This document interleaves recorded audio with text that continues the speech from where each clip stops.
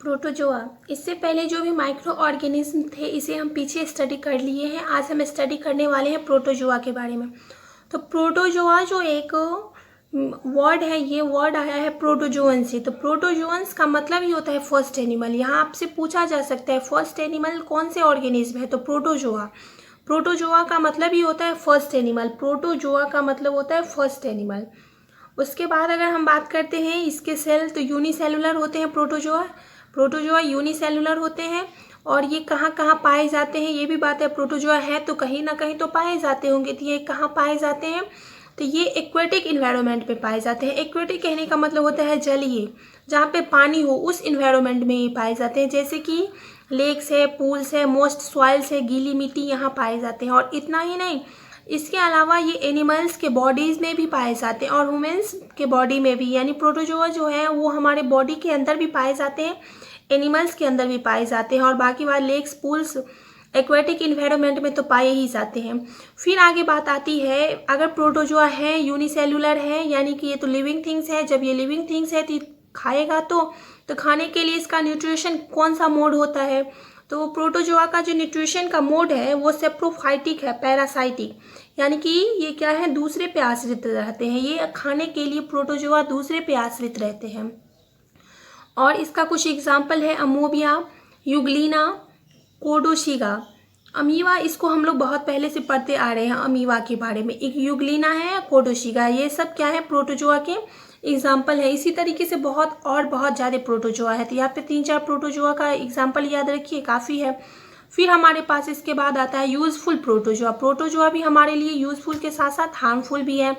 तो ये यूज़फुल हम लोगों के लिए किस किस तरीके से है, तो उसको देखना है। तो जैसे कि प्रोटोजोआ एक्वेटिक जगह में पाए जाते हैं, एक्वेटिक फूड चेन जो बनता है उसके लिए प्रोटोजोआ यूज़फुल है। जैसे हम लोगों में भी फूड चेन बनता है, एनिमल्स का भी फूड चेन बनता है। छोटे जीव को बड़े जीव खाते हैं, उस बड़े जीव को उससे भी बड़े जीव खाते हैं। तो इस तरीके से हमारे इन्वायरमेंट में सबका एक फूड चेन बनता है। तो प्रोटोजोआ जो है वो फूड चेन में भी रहता है। फूड चेन प्रोटोजोआ से मिलके बनता है।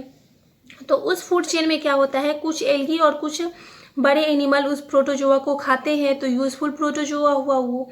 फिर दूसरा आता है, प्रोटोजोआ जो है वेस्ट और सीवेज को भी डिग्रेडेशन करते हैं। यानी जो हमारा वेस्ट होता है, सीवेज होता है, उसको भी वो डिग्रेड करने में प्रोटोजोआ काम आता है। उसके बाद है रिसर्च मटेरियल में। अक्सर साइंटिस्ट सब बायो लैब में प्रोटोजोआ सब के बारे में रिसर्च करने में ये सब ज़्यादा काम आते हैं।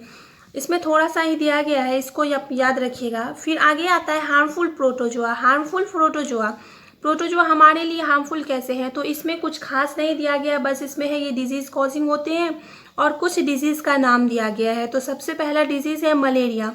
मलेरिया जो है ये तो आप लोग जानते हो कि मच्छर के काटने से होता है। तो मलेरिया किस प्रोटोजोआ की वजह से होता है, तो प्लाज्मोडियम एक प्रोटोजोआ है जो कि मच्छरों में पाया जाता है, उसके वजह से ये मलेरिया रोग होता है। फिर है एक एमोविक डाइजेंट्री, ये किसके वजह से होता है, ये होता है एंटामोबिया एक प्रोटोजोआ है जिसके वजह से एमोविक डाइजेंट्री होता है। फिर आगे दिया गया है कुछ और बीमारी है, कुछ और डिजीजेज है जो कि प्रोटोजोअन की वजह से होते हैं, वो है स्लीपिंग सिकनेस। फिर डेंगू भी मच्छर से होता है। तो ये सब जितने भी हैं ये सब हमारे प्रोटोजोआ से होने वाले डिजीज़ हैं। और आगे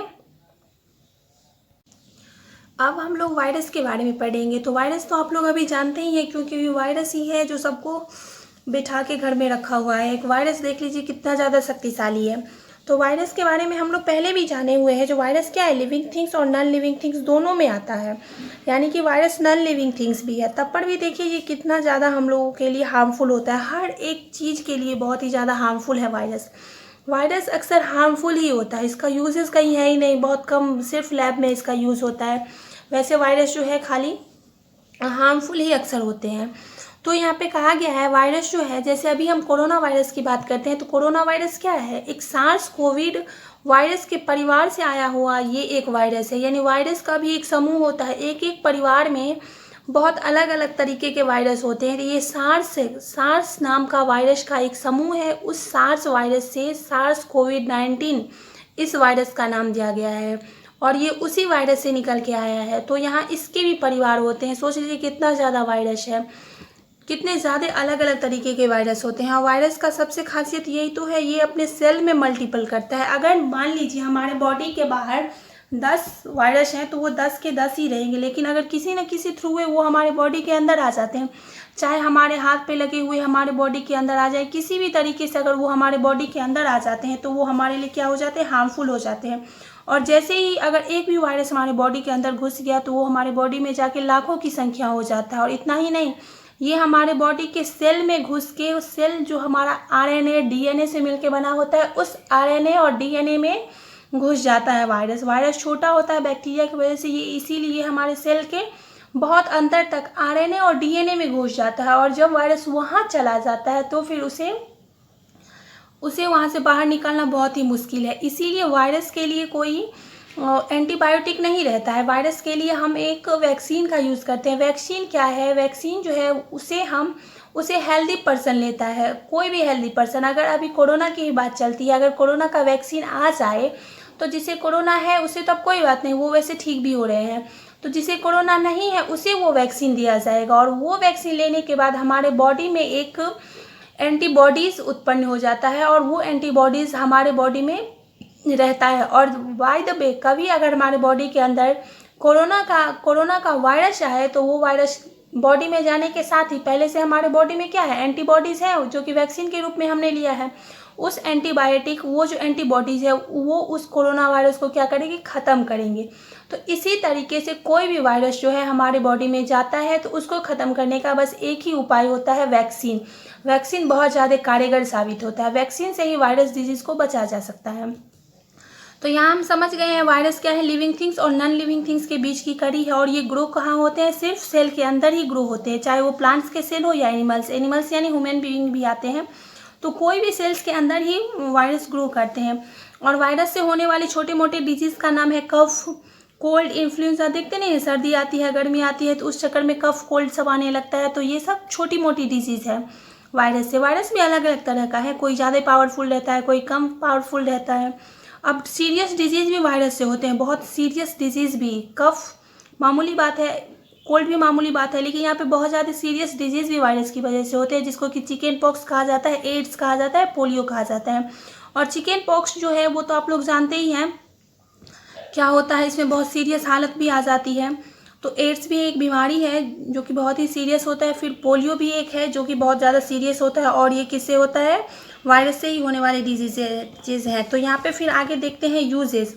वायरस का जो है ये यूज़ कहाँ पे होता है, तो वायरस का यूज सिर्फ और सिर्फ आपको वायरस का यूज़ कहाँ पे होता है, वैक्सीन बनाने में। हाँ नहीं, कुछ वायरस का इस्तेमाल वैक्सीन बनाने में होता है, सभी वायरस का इस्तेमाल वैक्सीन बनाने में नहीं होता है। कुछ एक वायरस ऐसे होते हैं जिसका इस्तेमाल वैक्सीन बनाने में होता है। और वो वायरस कैसे होते हैं, इनएक्टिव फॉर्म में रहते हैं, डेड वायरस रहते हैं, वो एक्टिव नहीं रहते, एक्टिव वाला वायरस नहीं रहता। इनएक्टिव वाले वायरस से वैक्सीन बनाया जाता है।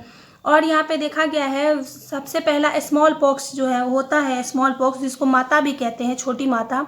तो सबसे पहले स्मॉल पॉक्स का वैक्सीन बना, और उसका वैक्सीन कौन से साइंटिस्ट बनाए, एडवर्ड जेनर ने उसका वैक्सीन बनाया। और वो कितने ईस्वी में, 1796 ईस्वी में जो है एडवर्ड जेनर ने स्मॉल पॉक्स का वैक्सीन बनाया। फिर पोलियो ड्रॉप्स जो हर बच्चे को पिलाया जाता है, वो क्या है, वो भी एक वैक्सीन ही है। इसी तरीके से हमने देखा है जो वैक्सीन वायरस के लिए यूज़फुल, कारगर साबित होता है। और वायरस जो है प्लांट्स में, एनिमल्स में, ह्यूमन बीइंग में, सब में डिजीज़ का काम करते हैं। और यहाँ पे हम देख सकते हैं वायरस जो है, वायरस का यूज़ और कहाँ पे होता है, रिसर्च सेक्टर में भी वायरस का यूज होता है। रिसर्च में भी लोग, साइंटिस्ट सब वायरस का इस्तेमाल कर करके देखते हैं। और वायरस, अलग अलग तरीके के वायरस पाए जाते हैं।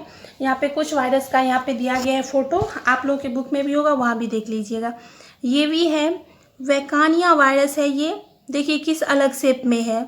ये है मम्प्स वायरस, ये भी इसका मम्प्स वायरस इस शेप में है। फिर है टोबैको मोज़ेक वायरस, ये जो हमारा तम्बाकू का जो पत्ता होता है, पेड़ होता है, उसमें ये वायरस पाया जाता है, इसीलिए इसका नाम है टोबैको मोज़ेक वायरस। फिर पोलियो वायरस, देख लीजिए पोलियो का वायरस कैसा है, और कोरोना का वायरस कैसा है वो तो आप लोग देख ही रहे हैं, वो पोलियो का वायरस ऐसा है। और ये टोबैको मोज़ेक वायरस है, ये तम्बाकू के पत्ते में पाया जाता है, ये वाला वायरस।